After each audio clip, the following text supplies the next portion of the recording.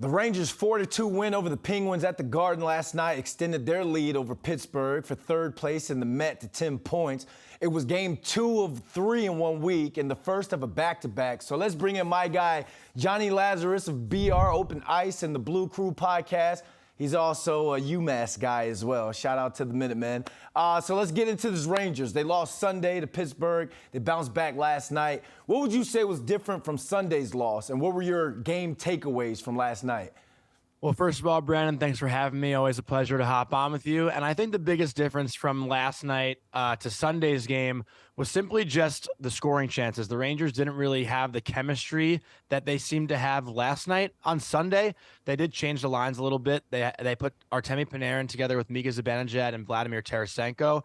And typically this season, number 10, Artemi Panarin, and number 93, Mika Zibanejad, haven't looked that great together, but throwing in Tarasenko on that line really forms them into, a well-balanced first-line machine. We've seen Panarin and Kane with their chemistry from 7 years ago in Chicago. They've tried to force it a little bit in their time together here, but it wasn't necessarily working out.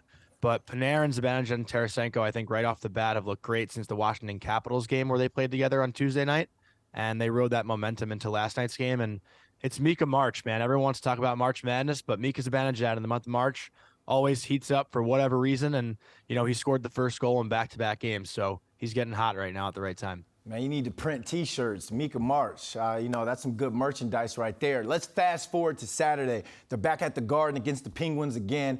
How big will another win be for this Rangers team? And could we go as far as calling it a statement game? I would say it's a statement game, but right now, I don't know if it's such a big game for the Rangers as big as it is for the Penguins. The Penguins right now are tied with the Islanders for the wild card spot for 1 and 2, and the Florida Panthers are creeping up, only 3 points behind the two of them. So for Pittsburgh, you're going to see a little more desperation out of their game, whereas the Rangers are 10 points ahead of those teams, looking pretty safe in the Metropolitan Division right now. But then again, the Rangers do want to ramp up their game and start playing a playoff style because they have a lot of new acquisitions and they have to get their game going in the right direction as we do wind down the season here. But also keep in mind that Pittsburgh is 0-4 in their last 4 trips to MSG. So that's probably in the back of their minds as well. And whenever these two teams do get together, it seems that the home team does prevail.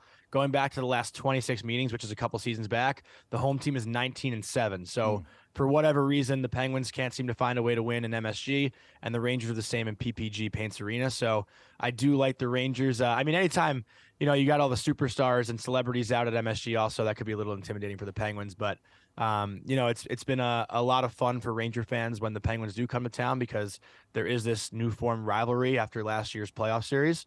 So I expect the atmosphere to be unbelievable tomorrow night. All right, fire in the Garden. You mentioned the playoffs. I know they're about a month away. Are there anything or any changes that need to be made for the Rangers heading into playoff time? Or would you say that they found what works for them? It's really just getting more in your face. The Rangers are not necessarily that, grinding in your face type of styled hockey team. They're more of the playmaking skill makers, somewhat too cute kind of hockey.